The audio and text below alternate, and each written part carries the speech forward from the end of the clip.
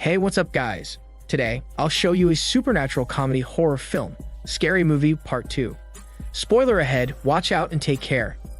Would you agree to participate in an experiment in exchange for high grades? This question may pique the interest of any struggling student who works extremely hard in college to ace their subject. College is a roller coaster ride of experience, but every student's goal is to graduate at the end of the day.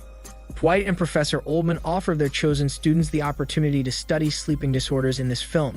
Still, the students had no idea that it was all about the poltergeist inside the hell house that occurred a year later.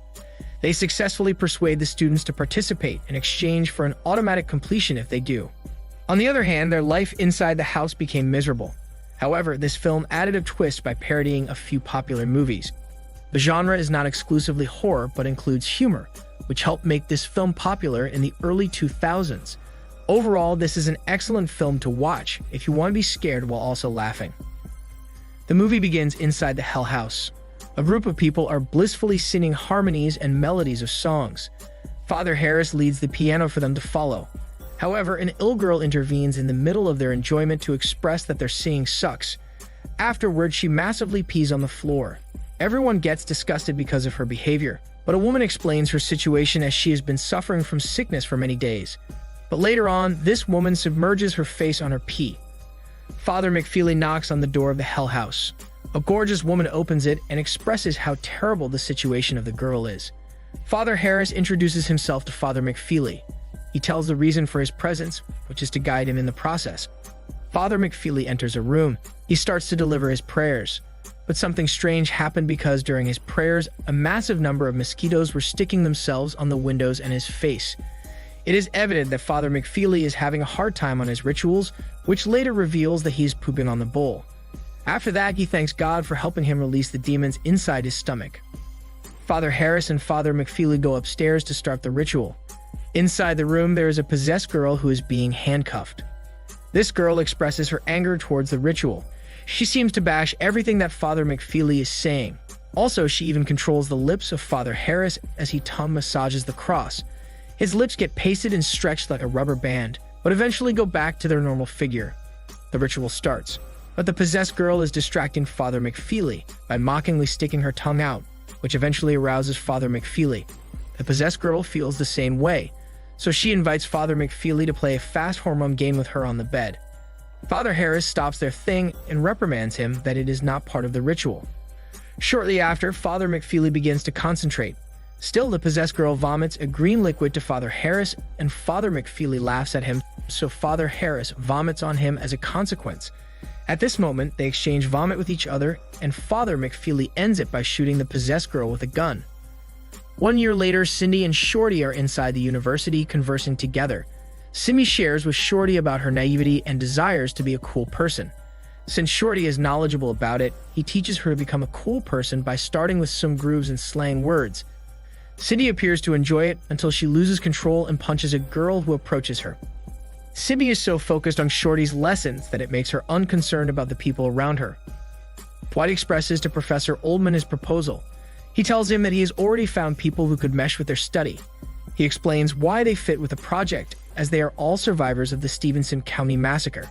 Professor Oldman finds it fantastic, and he tells Dwight that they will trick them into getting their interest to join their activity.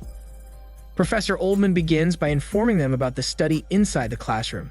He explains that it is merely a study of sleeping disorders, and they will be rewarded with an automatic completion with their grades as a token. He begins disseminating the address and anticipates being there at 6 o'clock. Everyone exits the classroom following the meeting.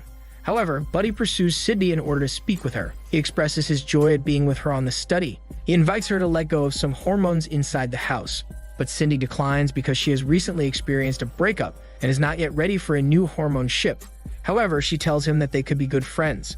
As a result, Buddy agrees, even though he desires more, and eventually stretches up the garter of Cindy's undies. Cindy is currently en route to the hell house.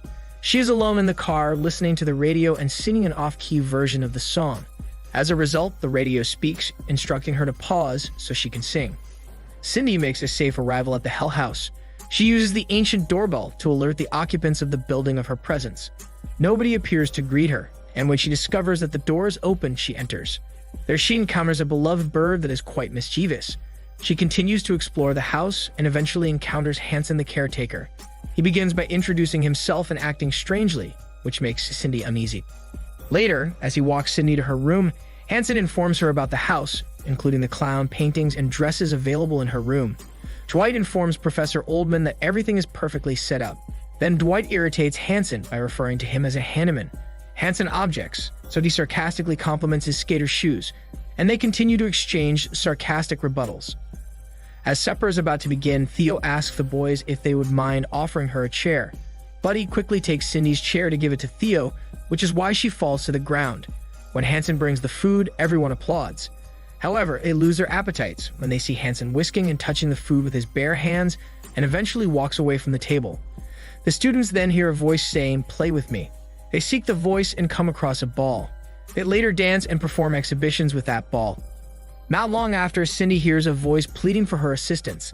Cindy is directed to the music room. When she's about to leave, she sees Buddy and invites him to accompany her. Upon venturing, they notice a blood-stained footprint. She follows it and comes across a hidden room. They discover a newspaper inside stating that Hugh Kane and his mistress have been murdered. Additionally, they see a portrait of Caroline. Buddy begins comparing Cindy to her, and Cindy eventually intervenes. They decide to go out and bring the chest because the night is becoming creepy.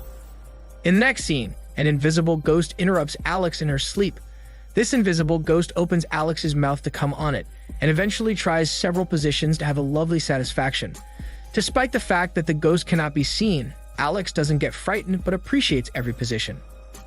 Ray and Brenda are having a hormone affair in their room. Brenda is instructed to speak something filthy by Ray, but Ray later stops her because the words coming from her mouth are too much. Cindy is about to open the chest when her room is invaded by a cat. This cat initiates conflict with her. Cindy apologizes for pooping on the cat's sand litter. As a result, the cat becomes enraged, so the cat fights and claws her.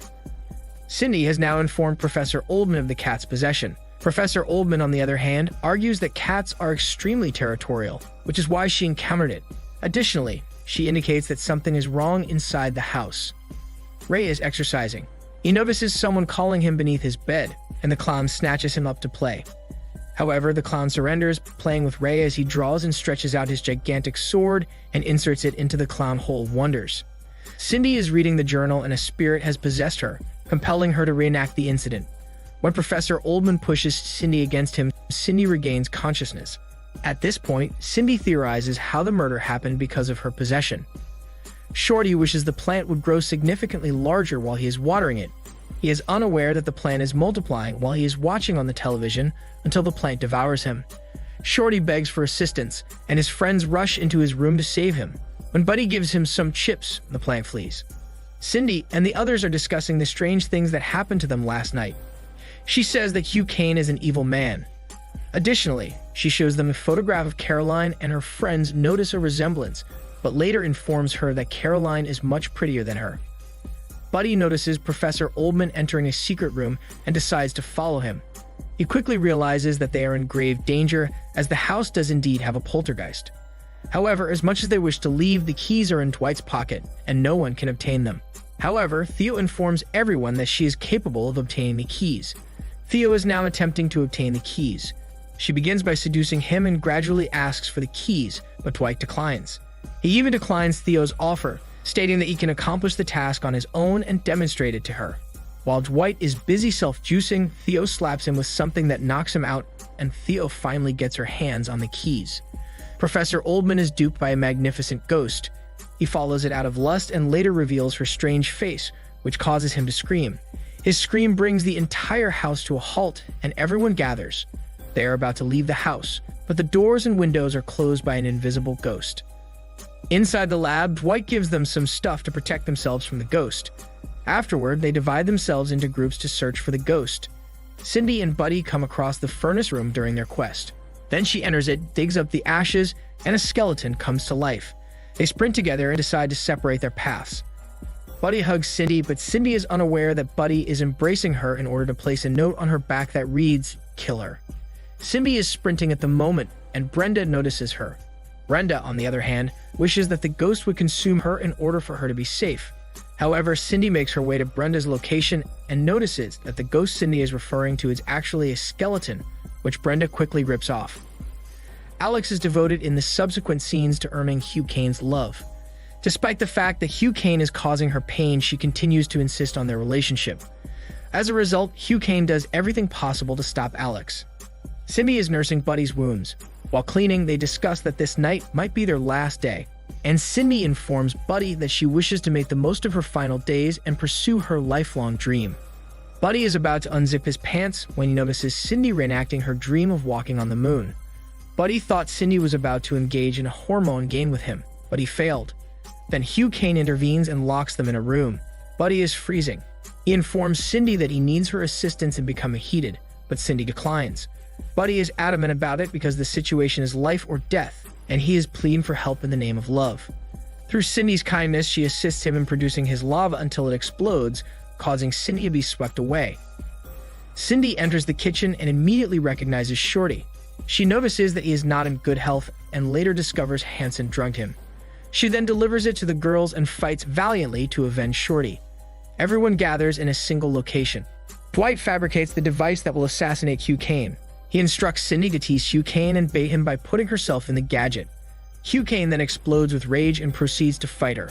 Dwight realizes that Cindy will be in danger as well, and together with Ray, they flee and capture Cindy, and the gadget eventually succeeds in defeating Hugh Kane.